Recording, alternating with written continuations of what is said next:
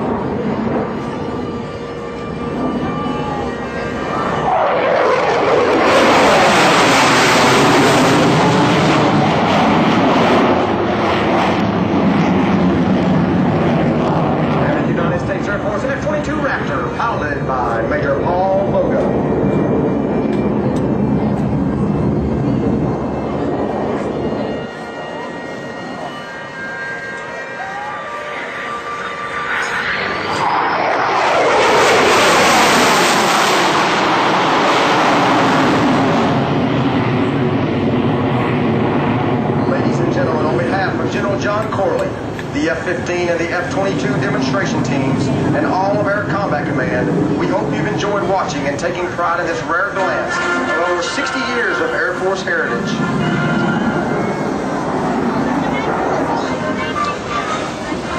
If you like what you've seen today and dream of serving your country from the cockpit of an F-22 or an F-15 or on the ground, guaranteeing its airworthiness, the only road that leads to doing something this amazing is with the United States Air Force. Find a member of any demo team or your local recruiter to answer your questions and point you in the right direction. Again, on behalf of all of us here in Air Combat Command and General Corley, thank you for your attendance this weekend and thank you for your patriotism. Master Sergeant Tim Green, nice job, sir. Great to work with you as always, and thanks to Max. It's my pleasure. Ladies and gentlemen, join me in a round of applause for the United States Air Force Heritage Flight.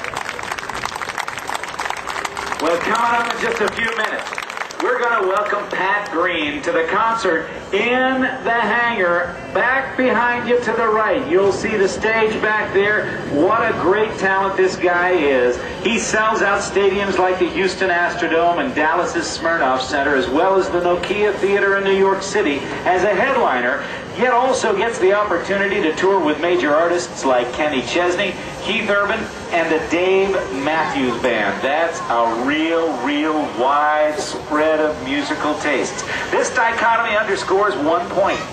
As hugely popular as Pat Green is, as rabid as his loyal fan base is, there's still an enormous audience getting their first exposure to this one-of-a-kind musician and his performances. And I hope you will make this your first time to see Pat Green coming up in just a little bit. That will actually be starting at 7 o'clock in one of the hangars, the far hangar to the right. You'll see it all opened up there. You'll see the stage in there. I invite you to check out that Pat Green concert. With his first album since signing with BNA Records, the three-time Grammy nominee looks to take his music to the masses. Cannonball, his explosive new album, captures Green's joyous, provocative songwriting style with new sharpness and swagger.